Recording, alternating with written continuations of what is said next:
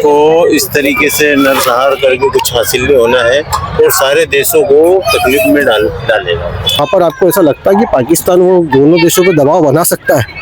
अगर यही रास्ता किसी और बड़े देश के थ्रू होता या इंडिया के थ्रू होता, चीन के थ्रू होता, रूस के थ्रू होता, तो उसमें अगर हम मीडिएटर बनते तो कहीं ना कहीं हमारी बात दोनों तरफ से मानी जा सकती है। भारत के है ना, ट्रम्प तो मूर्खता कर रहा है, पूरे देशों को लड़ा रहा है और कुछ नहीं कर रहा। ईरान की तारीफ करना चाहिए, इतने बड़े देश से लड़ रही है।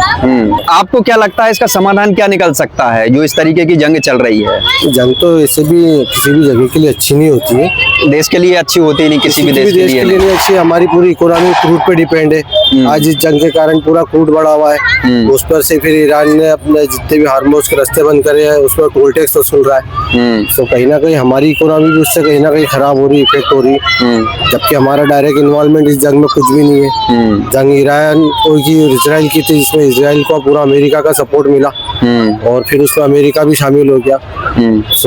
लेकिन अगर इसको ग्लोबल पर्सपेक्टिव से देखें तो किसी के लिए भी अच्छी नहीं है, है ना? क्योंकि इससे कहीं ना कहीं हमारा गैस का सप्लाईमेंट में दिक्कत आई है, हमारे इंपोर्ट एक्सपोर्ट में कई चीजों में दिक्कत आई है। सही बात है। तो उसका सफर तो सारे ग्लोबल कंट्रीज को हो रहा है। तो ये जंग किसी भी तरीके से अच्छी नहीं है। इसमें जल्दी से जल्दी निष्कर्ष निकलना चाहिए, सीज फायर होना चाहिए। कुछ दिन हुई भी है लेकिन कहीं ना कहीं वो उस मुकाम तक नहीं पहुंची है। बट ऐसा लगता है कि जल्द से जल्द इसका कुछ ना कुछ निराकरण होगा और इस सीज फायर की तरफ बढ़ रही थी। अच्छा, लेकिन अभी जैसे सीज फायर के लिए है ना बात चल रही थी, पाकिस्तान के अंदर लोगों ने बैठ के बात करी, लेकिन समाधान तो वहां से कुछ निकला नहीं। तो उसमें क्या होता है कि जो आपका मीडिएटर होता है ना, वो बहुत इम्पोर्टेंट फैक्टर होता है। तो अगर आप देखा जाए तो पाकिस्तान के साथ मीडिएटिंग जरूर कर रहे थे अमेरिका और ईरान के लोग। बट क्या आपको लगता है कि पाकिस्तान जब कुछ भी ऐसा कुछ जहाँ पर होता है या अनसेटिस्फेक्शन कुछ हो जाता है या वो डील में कुछ ऐसे सरकमस्टेंस आते हैं, तो वहाँ पर आपको ऐसा लगता है कि पाकिस्तान वो दोनों देशों पे दबाव बना सकता है? अगर यही रास्ता किसी और बड़े देश के थ्रू होता या इंडिया के थ्रू होता, चीन के थ्रू होता, रूस के थ्रू होता, तो उसमें अगर हम मीडिएटर बनते तो कहीं ना कहीं हमारी बात दोनों तरफ से मानी जा सकती थी। हाँ, सही बात है ना। तो जिसकी इकोनॉमी खुद की खराब पड़ी हुई, वो क्या किसी को मीडिएटर कर सकता है या कैसा दबाव बना सकता है? तो जस्ट एक मीडिएटर ऐसे ही था कि जस्ट एक लोकेशन मिलने की थी और ऐसा इस्लामिक कंट्रियों का एक था कि भैया इसके थ्रू हम एक सीज फायर का हम अनाउंस कर सकते हैं, कुछ डील पर प्रस्ताव पास कर सकते हैं। बट जहाँ पर दोनों की चीजें आपस में मैच नहीं हुई तो वहाँ पर वो डील रद्द हो गई और उसमें बीच में पाकिस्तान का मीडिएटिंग का तरीका बस उतना ही था कि वो एक सपोर्टिंग सिस्टम था, वो कोई प्रॉपर मीडिएटर भी नहीं था। अगर इसकी जगह कोई एक स्ट्रांग कंट्री होती तो दोनों को बात रखने देता कि भाई तुम भी ये बात समझो, तुम भी ये बात समझो, और दोनों का अपना रास्ता खुल सकता है। अपने देश का विपक्ष बोल रहा है कि बोले है ना भारत को इसमें है ना हस्तक्षेप करना चाहिए, भारत को है ना इस तरीके से है ना मीडिएट करना चाहिए। क्या होगा? हस्तक्षेप कैसे होगा? मीडिएट करना चाहिए। बात बताओ, दो लोग आपस में लड़ रहे हैं और जब वो किसी की सुनने के तैयार नहीं तो किस बेस पर हस्ताक्षर होगा? है ना, हस्तक्षेप किस बेस पे होगा? सही बात उसका कुछ एक बेस भी होता है, है ना? क्या युद्ध स्टार्ट करने से पहले हमसे पूछा गया था? नहीं, कोई किसी से नहीं पूछा, वो तो सब है ना किस बेस पे हस्ताक्षर? सही बात है। हाँ, सही बात है। आप मीडिएटर तभी बनोगे ना जब आपको बोला जाएगा, और भारत तो पहले से ही शांति के लिए प्रतीक है। हम तो पूरे विश्व को बोलते हैं कि शांति से पढ़ते भी नहीं आज तक है ना, किसी भी जंग में नहीं, बीच में नहीं बोले। हमारा क्या, हम तो कोई हमारा किसी से कोई विवाद ही नहीं, हम हमारे देश की रक्षा करना जानते हैं, बात सिंपल है। इसीलिए तो बोला जाता है ना, हम नॉन अलायंस है, हम किसी के अलायंस में नहीं बोले। हम क्या, हम न्यूट्रल रहते हैं ना। हाँ, वही चीज। चलो अपना नाम बताएं। उदय। को इस तरीके से नरसंहार करके कुछ हासिल नहीं होना है और सारे देशों को तकलीफ में डालेगा। अच्छा, मेरा पूछने का मतलब ये था कि जैसे है ना जो हॉर्मुज के अंदर जो मामला फंसा है, वहाँ पे पहले तो है ना ईरान ने ब्लॉक लगाया था, लेकिन अभी 7:30 बजे से अमेरिका ने भी ब्लॉक लगा दिया। तो इससे क्या स्थिति बनेगी? इससे तो ये सारी कंट्रियों को परेशानी आएगी ना। हाँ। और जो है महंगाई की वजह से सारी कंट्रियां में उथल पुथल होगी, क्योंकि जब ईंधन नहीं आएगा, तेल नहीं आएगा, इस पे तो पूरा मतलब जो है सारे देश जो इसी पे ही तो निर्भर है। मीडियम क्लास आदमी का बहुत सारा बजट बिगड़ जाएगा। और अभी सरकार ऐसी स्थिति में सरकार ये भी नहीं करेगी कि भाई चलो जो गवर्नमेंट सेक्टर है उनकी सैलरी बढ़ाई जाए या उनका कुछ, क्योंकि उसके भी हाथ बन जाएंगे सरकार के। हालात के आगे सारे सरकार भी और कारपोरेटर भी, सारे के सारे। और उसी वजह से पब्लिक के ऊपर ये बाहर पड़ेगा और पब्लिक त्राही करेगी। अमेरिका बोल रहा, बोले हमसे खरीदो क्रूड ऑयल। अरे उसके पास में इतना नहीं है, वो इतनी कंट्रियों को नहीं दे पाएगा। अभी वो जो लगाया था उसने, क्या बोलते, टैरिफ लगाया, तो वो ऐसी हिटलर सा ही चलाएगा। हाँ, उसका आंकड़े बाहर नहीं आ पा रहा है, क्योंकि नहीं तो उसका जो तमगा लगा हुआ है, जो उसका ऊपर एक ब्रांड लगा हुआ है महाशक्ति का, टैरिफ का अपने ऊपर उसने कहीं का इशू उसने अपने ऊपर भी, उसको ये लग रहा था कि ये रूस का, अरे समर्थन कर रहा है। तो रूस तो अपना यार शुरू से समर्थन है। और ये अमेरिका ने तो क्या है, अपने को कब आज से 30 साल पहले 40 साल पहले धमकी दी। लेकिन भारत का तो बोलते हैं नॉन अलायंस है, हम किसी के अलायंस में नहीं है। तो सही है ना, वो तो कहीं से भी, जहाँ से, अब देखो अमेरिका अगर मान लो अपन को सस्ता, जैसे अभी रूस दे रहा था, ईरान से ले रहे थे अपन, तो अगर इस तरीके से अगर अमेरिका भी देगा तो सीधी सी बात है, मोदी जी तो भैया वहां से लेंगे, क्योंकि उनको अच्छा है, वो तो है ना उसके पास है। लेकिन जो अभी वेनेजुएला है, वेनेजुएला से भी, हाँ उनने अभी वेनेजुएला के ऊपर भी कब्जा कर लिया। हाँ, तो वहां से जो है ना बोल रहे हैं हमारे पास बहुत है, हम दे देंगे। लेकिन अब प्रॉब्लम ये है क्या, हम वहां से लेके आते हैं तो साउथ अफ्रीका का जो है ना पूरा महाद्वीप है, उसको पार करते हुए हमारा टैंकर आएगा, तो करीब उसमें बताते 40 दिन का समय लगेगा वहां से टैंकर आने में। देखो 40 दिन का लगे चाहे 50 दिन का, अपने पास में आवागमन के तो बहुत साधन है। मोदी जी तो सीधी सी बात है, अपनी गवर्नमेंट तो ये करेगी कि फायदा, अपने देश का फायदा कहाँ होना चाहिए, वो इस हिसाब से जो है मतलब डील करेगी। अच्छा, जैसे कि अभी अपन रूस से खरीद रहे थे, हाँ। तो इनने ट्रम्प ने क्या टैरिफ लगा दिया था कि रूस से मतलब उससे यूक्रेन से युद्ध चल रहा था, और ये हथियार दे रहे थे किसको, यूक्रेन को, ट्रम्प।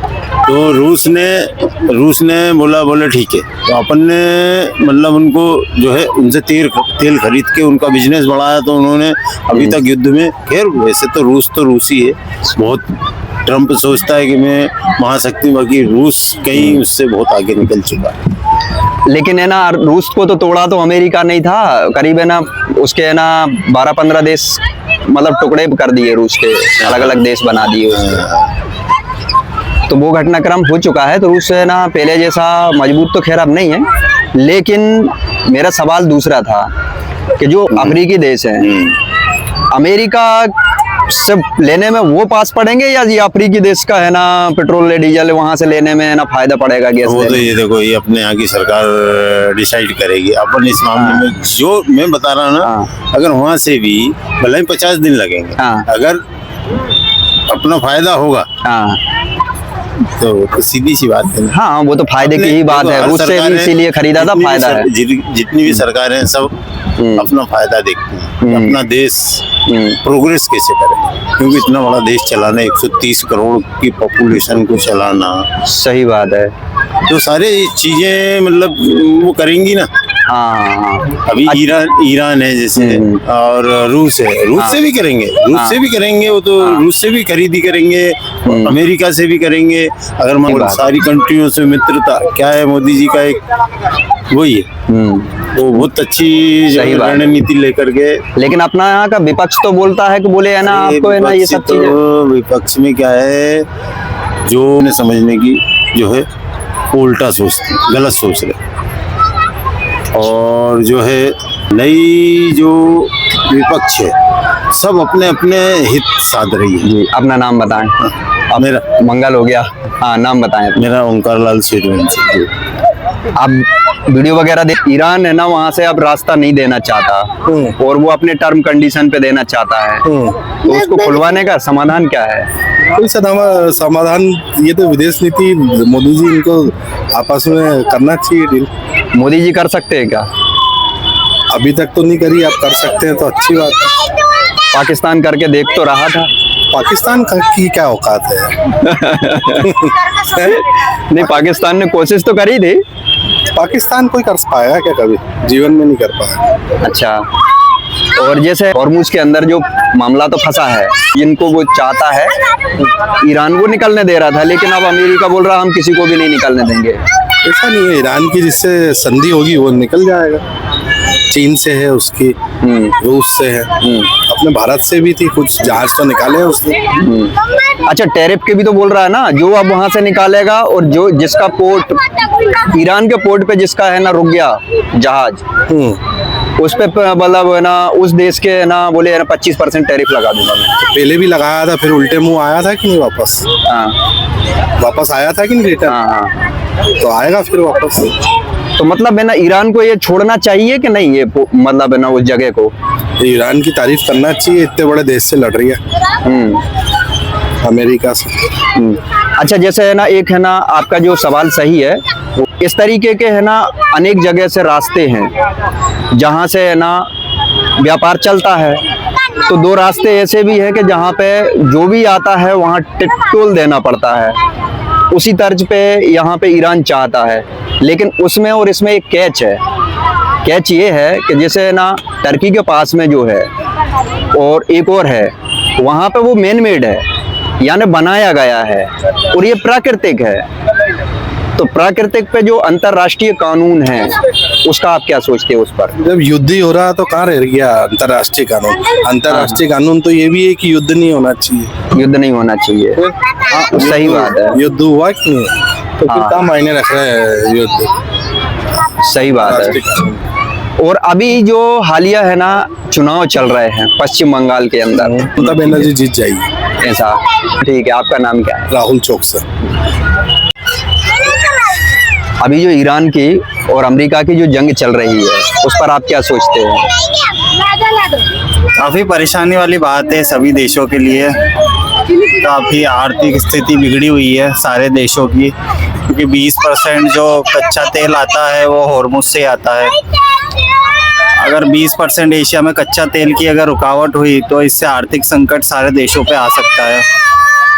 जैसे कि हम देख पा रहे हैं कि अगर एलपीजी का अगर शॉर्टेज होता है तो काफ़ी सारे कारखाने बंद होंगे, कई सारे कंपनियां बंद होगी, बेरोजगारी बढ़ेगी, लॉकडाउन जैसे हालात होंगे, और सबसे ज़्यादा जो आर्थिक मंदी का असर पड़ेगा वो है आम जनता पे।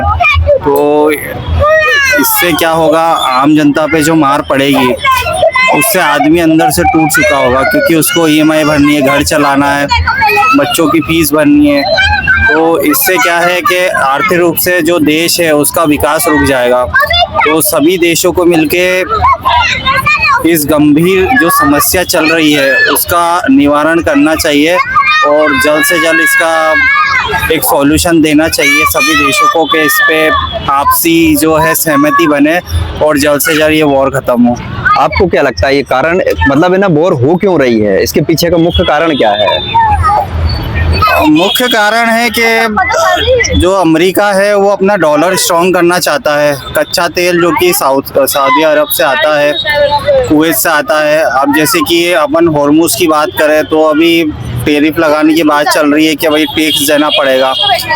अब ईरान ये बोल रहा है कि भाई अगर बिटकॉइन में हमको ये टैक्स चाहिए, जितने भी मतलब जहाज वहाँ से गुजरने वाले हैं, तो उसके बदले क्या होगा, डॉलर गिरेगा, बिटकॉइन बढ़ेगा। तो उससे क्या है कि वहाँ की जो इकोनॉमिक है उस पर प्रभाव पड़ेगा, और ऐसा ट्रम्प होने नहीं देना चाहता। वो डॉलर और बिटकॉइन का मामला नहीं है, वहाँ से जैसे है ना ईरान की जो इकोनॉमी है वो अपनी इकोनॉमी सुधारना चाहता है, और तो वो अपने लिए महंगा पड़ेगा। समस्या वहाँ आ रही है। ईरान अपना देख रहा है, दुनिया अपना देख रही है, ये सिचुएशन है। नहीं, पर सभी देशों को जो है अपना मतलब नहीं निकालना चाहिए। दोस्त बन के एक दूसरे की सहायता करके एक दूसरे के गति को आगे बढ़ाना चाहिए, क्योंकि अगर एक देश दूसरे देश की अगर इस तरीके से आर्थिक संकट और विपत्ति को बढ़ाता जाएगा तो उसके खुद के अपने देश के लिए भी सुरक्षित नहीं है ना, क्योंकि जनहानि तो आप देख ही रहे हैं। और इस जनहानि को हम आपसी एक समझौते के साथ ख़त्म कर सकते हैं। बस यही कहना चाहूँगा कि सभी देशों को मिलके एकजुट होके एक आपसी सहमति बना के और आगे दुनिया को ऐसे ही आगे बढ़ाना चाहिए। आपको क्या लगता है इसमें कितने देश लड़ रहे हैं? इसमें अभी तो दो ही देश है अपना, यूएस और ईरान ही है। इजराइल भी तो है। इजराइल है ना उसके साथ में, बट इजराइल थोड़ा सा जो मामला है वो थोड़ा सा थर्ड पार्टी हो गया। मेन जो मामला है वो इन दोनों का ही है, इजराइल का, ईरान और यूएस का। यूएस। अच्छा, ईरान को सपोर्ट है क्या किसी का, ऐसा लगता है आपको? वो सपोर्ट वाली बात नहीं है यहाँ पे। नहीं तो ईरान अकेला है ना, दो दो देशों से कैसे लड़ सकता है? एक महान है, मतलब है ना, अमेरिका को तो वैसे ही महान बोला जाता है। देखो यहाँ पे महान बनने वाली बात से अच्छी बात है कि अगर समझौता कर ले तो वो देश के लिए अच्छा होगा। हाँ, ये अगर बढ़ता है तो आगे कुछ संभावना इसकी क्या क्या दिखती है आपको? मैं तो पॉजिटिव ही बोलूंगा कि देश जो है इसको एक पॉजिटिव वे में ले और समझौता करें और आगे बढ़े। हाँ, अच्छा, हाँ, चलो ठीक है, अपना नाम बताएं। मेरा नाम कीर्ति कुमार। जी जी। तो है ना, जलडमरू मध्य में जो मामला फंसा हुआ है, ईरान और अमेरिका और इजराइल का, उसमें आपने ना क्या समझ में आया आपको? उसका समाधान क्या है? उसका समाधान तो यही है कि युद्ध रुकना चाहिए। भाई हानि तो सभी देशों को पहुंच रही है। हाँ। और दोनों देश को ज्यादा हानि पहुंचेगी। आज अगर अपना इंडिया भी अगर इस चीज में लड़ता है तो समझ लो कितना पीछे चले आएगा। ये दो हैं, लेकिन लोग बोलते हैं कि यहाँ पे है ना बहुत सारे लोग लड़ रहे हैं, बोले वो बैक सपोर्ट मिल रहा है कि इजराइल भी दे रहा है, और वो दूसरा अपना चाइना भी पीछे खड़ा है, उधर पाकिस्तान पीछे खड़ा है, सभी अपने अपने हिसाब से पीछे चल रहा है। तो एक दूसरों की जरूरत तो सभी को पड़ रही है। अभी जैसे है ना एक नया डेवलपमेंट हुआ है इस चीज में, और वहाँ पे बोल रहे हैं कि बोले है ना इसके अंदर जो यहाँ से जो भी अब व्यापार करेगा, अभी तक तो सिर्फ है ना ईरान रोक रहा था आने जाने वालों को, अब बोले अमेरिका भी है ना ब्लॉकेड लगा दिया उसने। इस पर आप क्या सोचते हैं? भाई ये ज्यादा दिन चलेगा नहीं भाई, दोनों देश अगर लगा भी देंगे तो तीसरा देश कोई आएगा लड़ने। तो इंडिया भी ऐसा कोई कमजोर तो है नहीं कि चुपचाप बैठेगा, कहीं ना कहीं उसका हल तो निकलेगा। वो सही है, लेकिन है ना भारत को इसमें पढ़ना चाहिए या नहीं पढ़ना चाहिए? अगर नुकसान है तो पढ़ना चाहिए। अगर भारत का नुकसान हो रहा है उसमें तो पढ़ना चाहिए भारत को। अच्छा, तो समझौता कराए या उसका हल निकाले। हाँ, अभी समझौता करा के है ना पाकिस्तान ने देख तो लिया। वो पाकिस्तान की बात अलग है। देखो आज पाकिस्तान की कोई ऐसी कोई विशेष वक्त नहीं है, देखा जाए तो हिंदुस्तान की फिर भी बहुत वक्त है। आज सभी देश जानते हैं कि चलो हिंदुस्तान से दोस्ती कर सकते हैं, तो धोखेबाजी नहीं है। सही है, जो है सच बोलेगा। हाँ। अच्छा, हाँ, एक चीज और है कि जैसे कि है ना अपन ने तो अपने हिसाब से सोच लिया, लेकिन जैसे सऊदी अरब है और है ना वहाँ के जो और भी मुस्लिम देश हैं, उनका मामला भी तो फंस रहा है। अब वो देखो यार, अपने अपने देश के मामले हैं, जैसा भी उनका चल रहा है। अपने हिंदुस्तान में तो हिंदुस्तान के लोग बोलेंगे, वहाँ के लोग हैं तो वहाँ के अपनी सरकार के प्रति बोलेंगे, वो चाहे हिंदू हो चाहे मुसलमान हो। वहाँ अपने हिंदुस्तान में तो फिर भी बहुत ज्यादा हो जाता है कि हिंदू अलग मुसलमान अलग बोलने लग जाते हैं। वहाँ ऐसा नहीं है, बहुत से कंट्रियों में ऐसा है कि धर्म एक जैसे ही है। नहीं तो वहाँ पे है ना आबादी में अगर देखें तो वहाँ हिंदू है ही नहीं ना। हाँ, हिंदू है ही नहीं आबादी में, तो उस तरीके से भी सोच सकते हैं। मेरा सवाल वो नहीं था, मेरा सवाल ये था कि जैसे कि है ना वहाँ के जो सऊदी अरब के अंदर और है ना उसके अंदर जो है ना इनके जो बेस थे अमेरिका के, उन पर अटैक वगैरह हुआ, तो है ना वो लोग अभी ये बोल रहे हैं कि इस मामले को पूरी तरह से खत्म करो। तो आप किस तरीके से देखते हैं, वो किस तरीके से खत्म चाहते हैं इसको? भाई अब दोनों देश चाहते हैं कि शांति से खत्म हो। अब कोई युद्ध में ज्यादा आगे नहीं आएगा। वो तो कोई तीसरा देश टूटता है तो बातें अलग है। पाकिस्तान ने है ना सेना भेज दी सऊदी अरब, वो कुछ नहीं कर पाएगा। जब हिंदुस्तान में भी तो करके देख लिया ना उनने, सऊदी अरब के सामने भी क्या टिक पाएगा वो? भाई उसके पास भी सपोर्ट है ना, सऊदी अरब के पास भी तो। हाँ, अच्छा, पाकिस्तान और सऊदी अरब का पैक्ट है, तो बोले हमारे अगर कुछ होता है तो आपको सेना भेजना पड़ेगी लड़ने के लिए। वो उसी संधि के अनुसार सेना गई है। अब अगर वहाँ पे बम गिरते हैं, गोले गिरते हैं, बारूद गिरते हैं, तो पाकिस्तान लड़ेगा क्या ईरान से? नहीं लड़ पाएगा पाकिस्तान। चलो सेना भेज दी, सपोर्टिंग भेज दी, लेकिन पीछे तो खड़ी जाएगा ना। उससे ज्यादा मेरे को लगता है कि लड़ पाएगा वो ज्यादा। अच्छा, आपका नाम क्या है? विनोद चौरसिया।